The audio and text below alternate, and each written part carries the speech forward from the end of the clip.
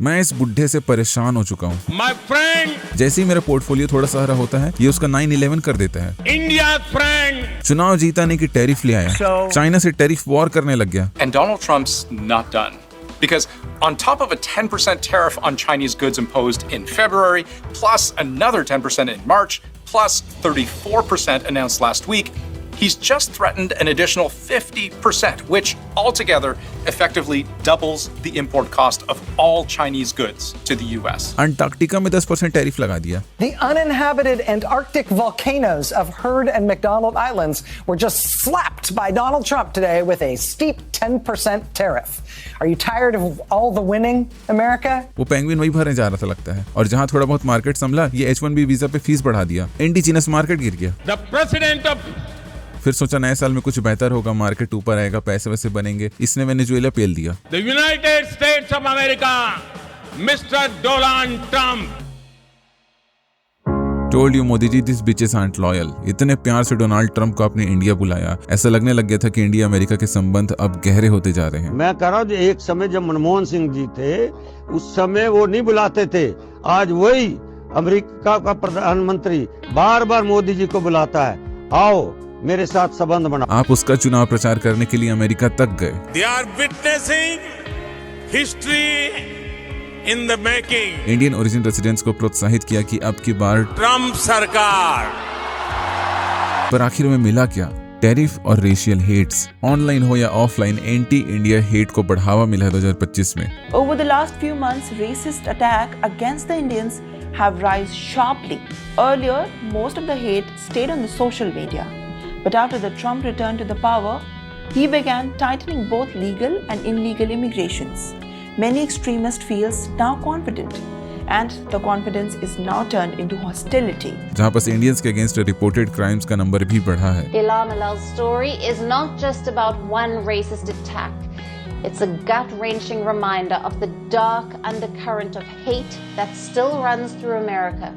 जहां तक बात रही टैरिफ की, तो करंटली इंडिया 50% टैरिफ पे है, और अगर तुम्हें लगता है कि ट्रंप ने गद्दारी की है इंडिया के साथ, तो just wait until you see कि अमेरिकन वोटर्स के कैसे एल लग रहे हैं। ट्रंप का चुनाव के समय one of the main highlighting agenda था कि पुरानी सरकार ने तुम्हें गरीब बनाया, मैं तुम्हें फिर से अमीर बनाऊंगा। This is the beginning of making America rich again. Inflation, housing cost, fuel prices को कम करेंगे, क्योंकि ट्रंप के हिसाब से ये सब करंट सिस्टम की वजह से हो रहा है। तो बस as of the late 2025 data, US inflation was about 2.7% annually, जो कि बीते सालों से कम है, पर फेड रिजर्व के 2% के टारगेट से ऊपर है। फॉर कंपैरिजन, इंडिया में इन्फ्लेशन 1.3% के अराउंड है अभी। जो मेन कंसर्न है वो है फूड प्राइसेस, जो कि 2025 में सिर्फ बढ़ा है। हाउसिंग कॉस्ट, रेंट, यूटिलिटी सब मिलाकर उसमें भी बढ़ोतरी देखने को मिली है। Categories like medical care, electricity, child care, इन सभी की कीमतें बढ़ी है, जो कि बहुत से अमेरिकन के हिसाब से ट्रंप के टैरिफ कार्ड की वजह से हुआ है। जहां तक बात रही फ्यूल प्राइसेस की, तो हाँ, वो मॉडेस्टली कम हुआ है अभी। बाकी ट्रंप की पॉलिसीज का इम्पैक्ट स्टॉक मार्केट्स में क्लियरली देखा जा सकता है।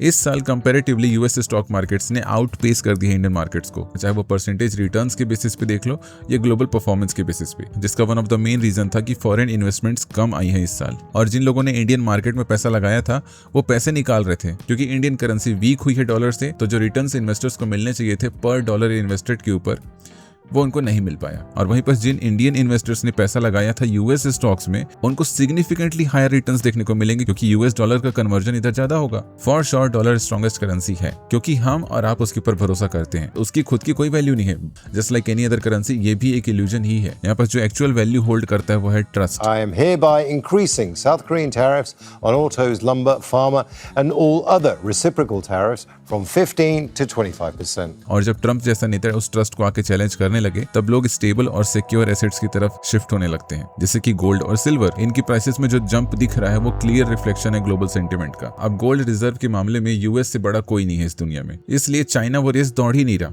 और सिल्वर की रिजर्व को एग्रेसिवली बढ़ा रहा है। अब सिल्वर सिर्फ एक एसेट नहीं है, सिल्वर एक हाईली वर्सेटाइल प्रीशियस मेटल है, जिसको electronics, medical, water purification, photographic applications, solar panel, mirror, कई जगहों में यूज किया जाता है। चाइना इसके साथ वही कर रहा है जो इसने रेयर अर्थ मेटल्स के साथ किया था, लिथियम के साथ किया था। And all this turmoil oil is a lesson for all of us. आप किसी भी एक एसेट क्लास के भरोसे नहीं बैठ सकते। सिग्निफिकेंट रिटर्न्स बनाने के लिए डाइवर्सिफिकेशन बहुत जरूरी है। Well I am no one to suggest you कि आपको किस में पैसा लगाना चाहिए किस में नहीं, but what I can suggest you is a platform जो आपका ये इन्वेस्टमेंट आसान और रिलायबल बना सकता है। IND मनी से आप US stocks, gold, silver, even copper, platinum, uranium जैसे ETFs तक में इन्वेस्ट कर सकते हैं। कैसे? प्ले स्टोर या ऐप स्टोर से आप IND मनी ऐप को इंस्टॉल कर सकते हैं एंड देन फोन नंबर से OTP वेरिफिकेशन करके लॉगिन ऑप्शंस आएंगे जिसमें ईमेल ID वगैरह करके आपको लॉगिन करना है एंड देन आपके पास ऑप्शन आएगा इंडियन मार्केट में इन्वेस्ट करने का, यूएस में या म्यूचुअल फंड्स में। फॉर एग्जांपल यहाँ मैं यूएस मार्केट में इन्वेस्ट करना चाहता हूँ तो सिंपली यहाँ क्लिक करके simple KYC process PAN Aadhaar number के थ्रू कंप्लीट करूंगा। फिर अपना अकाउंट ऐड करना है जिससे आप फंड ऐड करोगे and then you have all the options to choose from and invest. One of the reason to recommend IND money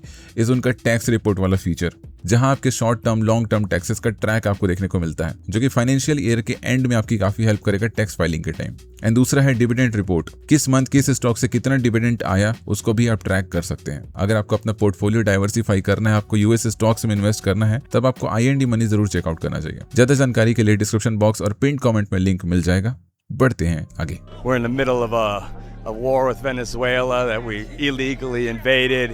He's telling the world that international law doesn't matter to him. The only thing that matters to him is his own morality. But the guy is a convicted felon or convicted rapist. He's a pedophile. He's the worst human being. If we're relying on this guy's morality for the most powerful country in the world, then we're all in a lot of trouble. बुढ़ाऊ से अपने celebrities संभाले नहीं जा रहे हैं भाई, openly criticise किए जा रहे हैं उनको। President Trump, I just saw your press conference with President Putin and it was embarrassing. I mean, you stood there like a little wet noodle, like a little fanboy. अबे सीखो India से कुछ। यहाँ के सेलिब्रिटीज को देखो भाई, क्या बॉन्डिंग, आत्म संचार, फकिंग गाने गाए जा रहे हैं यार यहाँ लोग। ये होता है भाई गुड लीडर की क्वालिटी। ऐसे कैसे ग्रेट बनेगा भाई अमेरिका आपका? आप में तो है ही नहीं वो क्वालिटी। और फिर भी इनको चाहिए नोबेल पीस प्राइज जिसके लिए कब से तांडव किया जा रहा है। 2025 के नोबेल प्राइज के लिए ट्रंप ने जुगाड़ लगा के कई सारे नॉमिनेशंस भरवाए और फिर बाद में रूमर्स है कि नॉमिनेशन लिस्ट से ही उसको हटा दिया गया है। फिर पता चला कि ये जिंदा है क्योंकि ट्रंप के डिप्लोमेटिक एफर्ट्स इतने सारे थे कि देना पड़ेगा। कैसे नहीं दोगे? कितने सारे वॉर्स रुकवा दिए इन्होंने भाई। इंसान की शकल में क्रांतिकारी है वो। 7 unendable wars. They said they were unendable. जगह जगह वॉर्स हो रहे हैं, नहीं हो रहे वहां भी करवाना पड़ता है, नहीं करते उनको सप्लाईज भी देना पड़ता है। I mean, क्या क्या करे ट्रंप एक साथ भाई।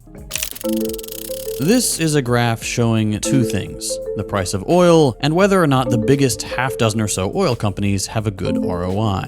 And what's crazy about this graph is that when the line goes down, it takes a war to bring it back up. What this graph shows is that since around the 60s, almost every single war in the Middle East came after a moment of the petrocore, the top fossil fuel companies, doing worse than the average Fortune 500 company. Before every conflict, fossil fuel companies were trailing behind. During every conflict, they start beating the average. And most importantly, they never managed to beat the odds without a war breaking out first. And I think you know why. Most of us understand that a lot of wars in the Middle East are about oil. We're usually told it's for other reasons, but we're not stupid. Chemical weapons, terror attacks, cruel war against Kuwait, of mass destruction, Saddam Hussein, Hamas, violent extremism. आखिरकार finally जब जनवरी में US ने Venezuela को आजाद किया उस Maduro से, भाई बंदे को नींद से उठा लिया था यार इन लोगों ने। ऐसा लग रहा था सेक्स रैकेट में पकड़ा हुआ दलाल है, लेकिन करना पड़ता है, ड्रग्स बेचता था। लेकिन इंसान का साफ दिल देखो यार, खुद ही आके प्रेस कॉन्फ्रेंस में कहता है कि Venezuela has been a bust, a total bust for a long period of time. They were pumping almost nothing by comparison to what they could have been pumping and what could have taken place. We're going to have our very large United States oil companies, the biggest anywhere in the world, go in, spend billions of dollars, fix the badly broken infrastructure. Trump के इस अद्भुत कारनामे को देखकर मचादो जी ने अपना Nobel prize उसको दे दिया। वाह क्या मुस्कुराहट है। लेकिन फिर नोबेल कमेटी ने KLPD कर दिया। Fact, they are saying it loud and clear. They cannot and will not be swayed. Sad भाई। उस रात ट्रंप 2 बजे तक पिया और डिसाइड किया कि अब ग्रीनलैंड को छेकेंगे। Look at Greenland. You look up and down the coast. You have Russian and Chinese ships all over the place. We need it for national security. We have to have it. लेकिन सामने वाले गाली गलौज पे उतर आए। Let me put this in words you might understand. Mr. President, call. मुझे अब समझ आ रहा है कि ट्रम्प की ऐसी क्रेजी डिप्लोमेसी है क्या जिसकी वजह से उसको नोबेल पीस प्राइज चाहिए। दिसंबर में अपने ऑपरेशन सदर्न स्पेयर के तहत नेवल ब्लॉकेज लगा दिया गया यूएस के द्वारा ताकि सैंक्शन्ड वेनेजुएला से कोई तेल ना ले जा सके। इतनी बड़ी फ्लीट खड़ी कर दी थी इन्होंने पूरी, भाई भोजपुरी इंडस्ट्री को ले जाती इससे अच्छा। नेवल ब्लॉकेज में उनको महारत हासिल है। 7 जनवरी को इन्होंने रशियन फ्लैग्ड टैंकर को पकड़ लिया, और ऐसा नहीं ना कि ट्रैफिक पुलिस टाइप रुको रुको करके पकड़ा, नहीं, सीआईडी के टाइप दौड़ा दौड़ा के पकड़ा।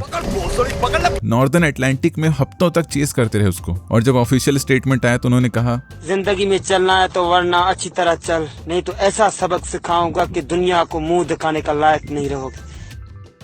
ये मेरा एरिया है और एरिया में कोई भी इंटरेस्ट नहीं करना। रसिया भड़क गया, मुझसे बात करो, उल्टा सीधा नहीं करने का सब फ्री, बोसरी वाला बैन का शॉट। इराक को पेलने का भी इनका रीजन तेल ही था। यूएन ने सैंक्शन लगा रखा था जिसकी वजह से यूएस की कंपनीज लीगली वहां कोई कॉन्ट्रैक्ट साइन नहीं कर सकती थी, कोई तेल नहीं खरीद सकती थी। लेकिन उसी बीच सद्दाम की गवर्नमेंट ने प्रॉमिस कर दिया फ्यूचर ऑयल कॉन्ट्रैक्ट्स रशिया को, चाइना को और फ्रेंच को, जो कि प्री कॉन्ट्रैक्ट था। सैंक्शन खत्म होने के बाद ये एक्टिवेट हो जाता। इराक के पास one of the largest oil reserve है दुनिया का, और सद्दाम हुसैन उसे प्राइवेटाइज नहीं करना चाहता था, जो कि यूएस के इंटरेस्ट के अगेंस्ट है। तो बस फिर क्या, biochemical weapon, biological weapon, nuclear weapon, सारे वेपन्स का बहाना मार के फोड़ दिया इराक को, जिनमें से कुछ नहीं मिला आखिर में। रिसेंटली यूएस ने ऑफिशियली WHO से छुट्टी ले ली, और रीजन ये दिया कि वो उनके इंटरेस्ट के अगेंस्ट काम कर रहे थे, जो कि बिल्कुल सही है। एक आता बार समझ आता है कि इतने बार उनके इंटरेस्ट के अगेंस्ट जाना। 2002 की जनरल असेंबली में राइट टू फूड के नोशन के अगेंस्ट सिर्फ एक देश ने वोट किया था, US.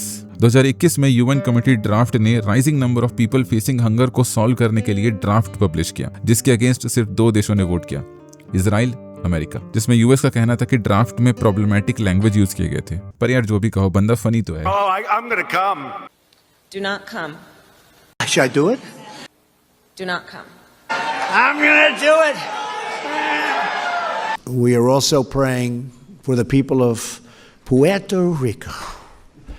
We love Puerto Rico. Puerto Rico.